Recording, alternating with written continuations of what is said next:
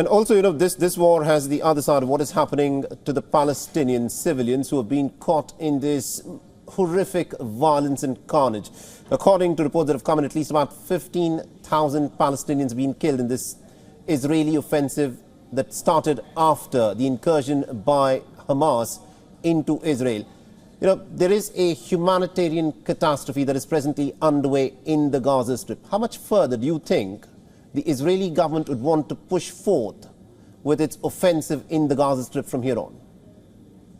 Well, I think after the massacre of October 7th, after Hamas came into our houses, our homes, killed, murdered, tortured, raped, took our children and took our citizens, it's going to be the demise of Hamas. That's the goal. And so it might take longer and it might take shorter. And it's going to be achieved. Now, we're hearing over the last few days reports, which I don't know if they're corroborated, but we've heard them from more than one source, that finally Palestinian leadership has started to pressure Hamas to leave and remove themselves from this equation and from the Gaza Strip, in which case, of course, things would look much better.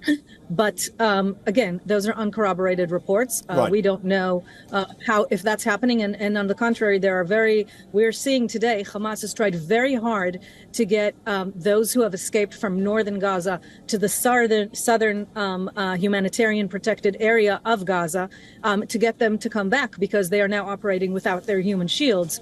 So they're trying to use the ceasefire to get the population back, to recomplicate the situation up north. Right. And they, of course, are relying on the fact that Israeli forces will not use force to remove them or prevent them from doing that. So far, that attempt has failed, but we'll have to see what happens forward. And it just demonstrates... I'll just again, come back to that incident that you're talking about, Yep. Palestinians trying to get back into their homes in the northern part of Gaza.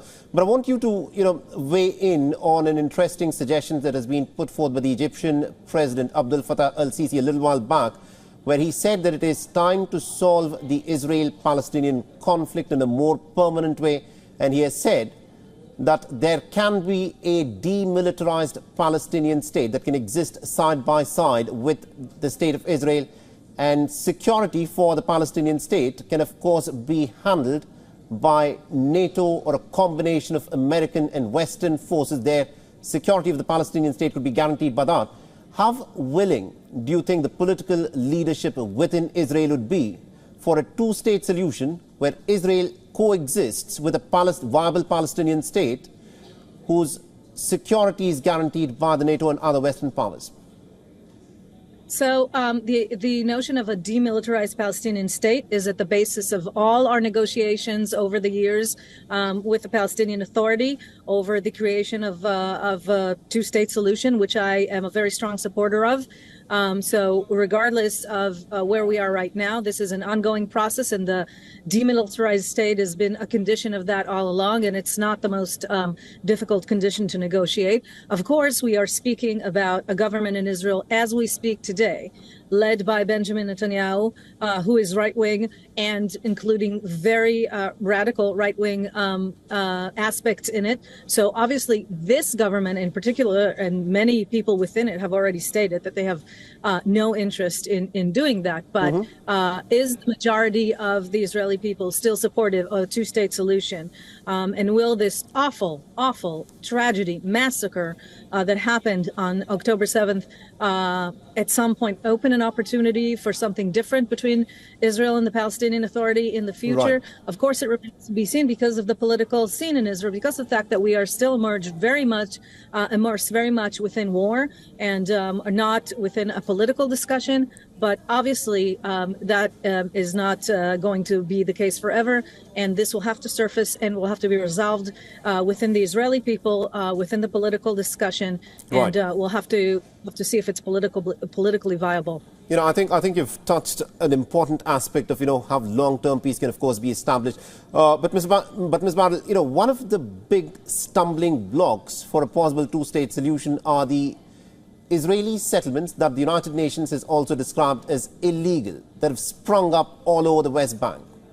How does the Israeli government, not necessarily this government, but the future Israeli governments, would want to address the issue of illegal Israeli settlements that have sprung up in the West Bank where the population of Israeli settlers is said to be as high as 600,000. Will Israel be willing to negotiate for a two-state settlement with the borders as existed in 1967? Well, we've never talked about the 1967 borders as a solution as is. It's always 1967 with land swaps, because obviously it makes no sense to stick to those borders when some Palestinian population concentrations are in one place and Israelis are another and whatever. But there are formulas for that. That's never, that's not the first time we've discussed that either. They've been around for 20 years and more. The issue of the settlement is obviously the key issue really in this situation. And when you ask about will an Israeli government be willing to do this or that, well, it really depends on what the Israeli government is going to be. Obviously, this Israeli government is not going to, I don't think, touch any settlements. We have a lot of the people in Netanyahu's government who actually reside in settlements. So this is not the political arena in which that will play out. But I want to remind you, since we are talking in the midst of a war in Gaza, that there were Israeli settlements in Gaza, and Prime Minister Arik Sharon evacuated them entirely, and Israel removed itself in the early 2000s from Gaza entirely into the perimeter. And so there is a precedent to the removal. But the scale of the Israeli settlements in Gaza, there were said to be about 5,000 Israeli settlers. There were about 5,000 or 6,000 that had to be removed from the West Bank. This happened in about 2005, 2006. We remember that. But in the West Bank, the situation is way too complicated. For there to be a viable Palestinian state, there are, at this moment, according to estimates, this is again Israeli data, 600,000 illegal Israeli settlers, according to the United Nations, who in fact have come up with these elaborate settlements, and that is going to be a sticking point for a two-state solution. There's no doubt that's a sticking point. I doubt the numbers. 6,000. We're always in some sort of argument about the statistic, but certainly we're talking about hundreds of thousands, and we're talking about a very complicated move.